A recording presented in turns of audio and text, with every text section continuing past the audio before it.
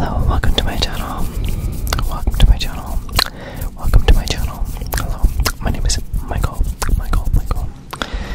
This is Encouragers ASMR. Encouragers ASMR. My name is Michael. Today we're continuing the letters of encouragement, and you can see we have pictures. I'll show you some pictures.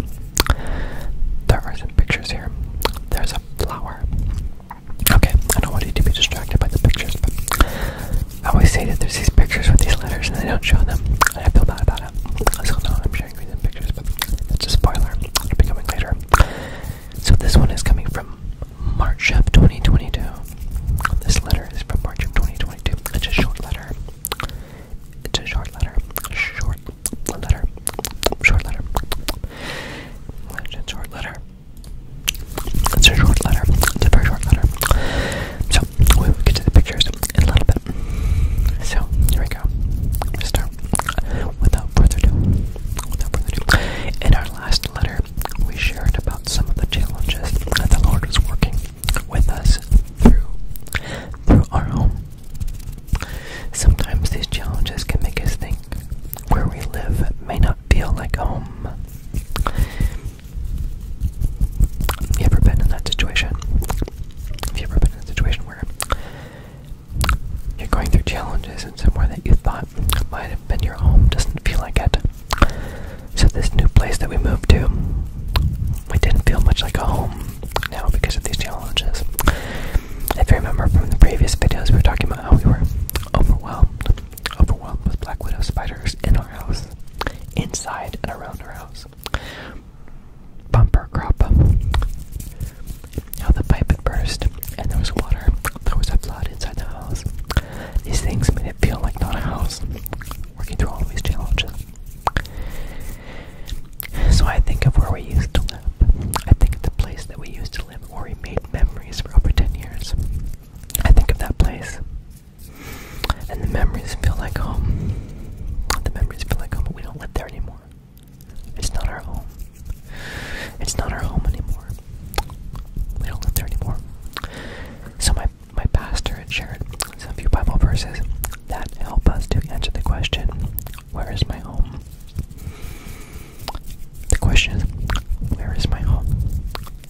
So the book of 1 Peter chapter 2, 1 Peter chapter 2 verses 11 and 12, this is NIV version, encourage us to think through about where our true home is and how we should live in the light of this truth. So it says, dear friends, I urge you as foreigners and exiles to abstain from sinful desires which war against your soul. We are encouraged to live differently. We are encouraged to live differently and not like those around us, as though we are foreigners living in the sight of God. But where is our home? If this is not our home, where is our home if this isn't our home? The book of Hebrews chapter 11, verses 13 through 16. The book of Hebrews chapter 11, verses 13 through 16. This is the Message, which I think is a paraphrase. It says, each one of these people of faith that died, not having received in hand what was promised, but still believing. How did they do it? How did they do it? How did they do it? They saw it far off in the distance, waved their greeting, and accepted the fact that they were transients in this world. That they were transients in this world. People who live this way make it plain that they are looking for their true home. If they were homesick for their old country, they could have gone back at any time that they wanted to. If they were homesick, they could have gone back home to where they thought home was. But they were after a far better country than that, a heavenly country. You can see why God is so proud of them and has a city waiting for them. It's a heavenly one. It's a heavenly one, a heavenly home we're waiting for. Something God has prepared for us. This is our home. This is our forever home. Not the one that we're living in now. Not the one that we inhabit in this tent of human flesh. This is not forever. What is is unseen is eternal, but what is seen is temporary. God has something prepared for us. If it's something that we know that God will faithfully provide us, we can be patient and hopeful. Did you know that? We can be patient and hopeful because He's faithful and true and will do what He's promised. He will do what He's promised.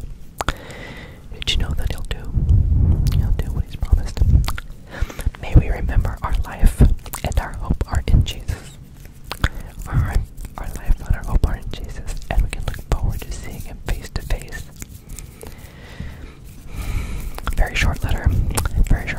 The verse is from that word, 1 Peter chapter 2, verses 11 and 12 from the NIV, and Hebrews, the book of Hebrews chapter 11, verses 13 through 16. The context of Hebrews chapter 11, also called the Hall of Fame of Faith in the Bible. It talks about all the people who were heroes of the faith. They kept the faith, and a lot of them didn't receive God's promises while they were alive, but they looked forward to what God had promised to them in the future.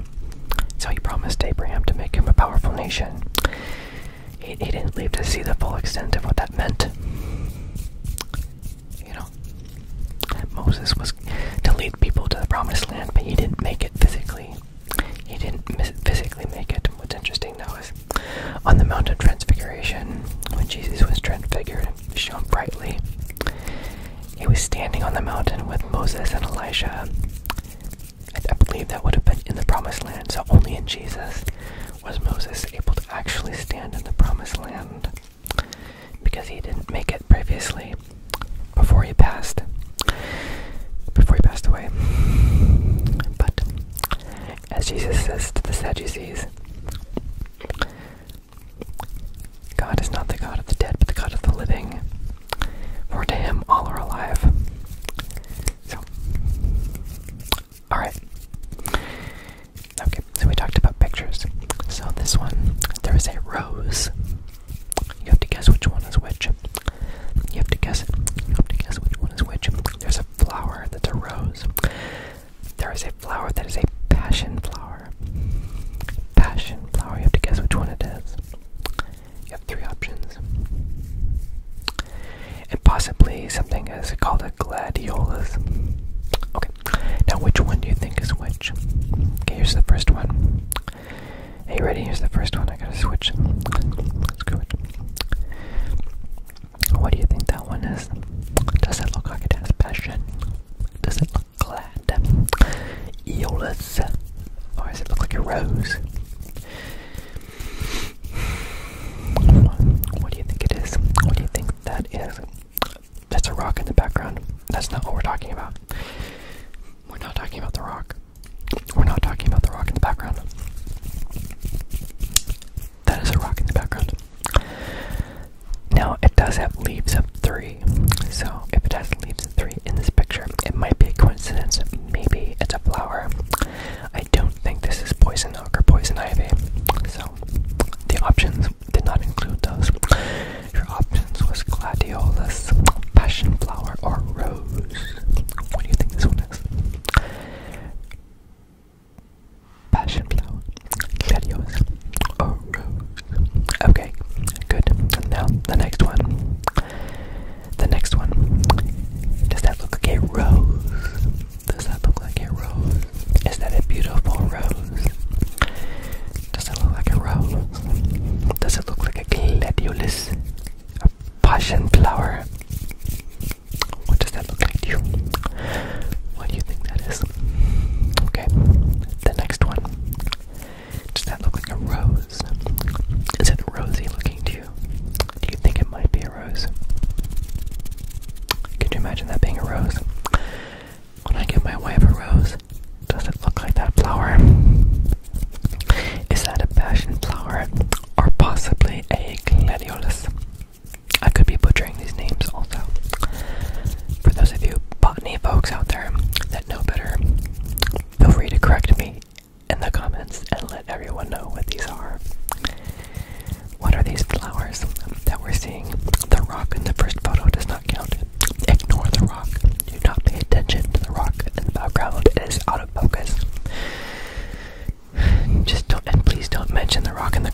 comments. I don't want to have all of the comments focusing on the rock. Please don't talk about the rock in the comments. We all acknowledge it is there. It is a bold-faced rock. We do not need to see it in the comments. Please do not guess that the flower is a rock. Let's go back and look at that so that we can ignore it. There it is. Let's ignore that rock. That is not a flower. You do not need to mention it.